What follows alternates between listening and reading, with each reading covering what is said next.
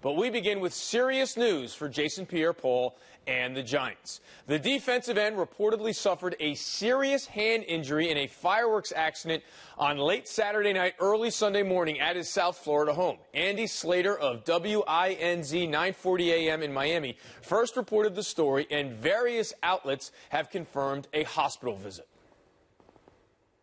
Joining us now on the phone is Fox Sports 1 NFL insider Mike Garafolo. And Mike, what is the latest on the extent of the injuries suffered by Jason Pierre-Paul?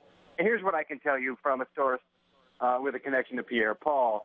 It's better than they thought it was going to be early on. Obviously, something goes off in a guy's hand. There's a lot of damage.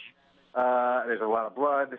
And now that the doctors have been able to kind of put things together here, again, what I'm told is it's better than they thought it was going to be, but there's still significant damage to the hand.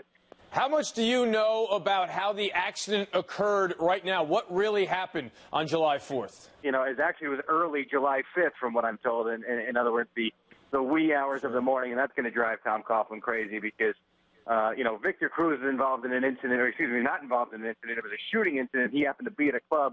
And one of the things that Tom Coughlin was talking about then was nothing good happens at that time of night. So in addition to the injury, the decision that Jason Pierre-Paul made on this one will certainly frustrate the coach and the organization. And by the way, the organization's still trying to figure out things.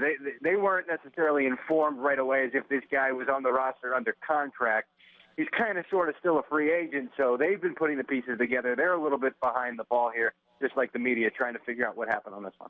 This is not great timing for Pierre-Paul. He has not yet signed that one-year franchise tag tender that will pay him almost $15 million. So how will this impact his contractual status and his negotiations this summer? Well, there were no indications that these sides were going to reach a long-term agreement before July 15th, which means he would have been playing on that one-year deal. So now you go back to the Giants and you say, okay, well, we'll sign for the 1 year here. And the only thing the Giants can do is pull that offer. If they do, he becomes an unrestricted free agent. And again, it's very early to start talking about this stuff because the team doesn't know the full extent of the injuries here and how it's going to affect him going forward.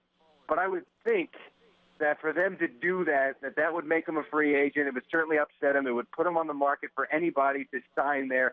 That'd be a risky thing. I wouldn't think that they're going to go that route. But again, if something comes up that says, you know what, this guy's not going to be as good or not going to be able to play at a high level, then they may wind up pulling that offer. But again, I would think that would be unlikely at this point. He is Mike Garafolo, the NFL insider for Fox Sports 1 with the latest on JPP. Mike, thanks for the time and the information. You got it, pal.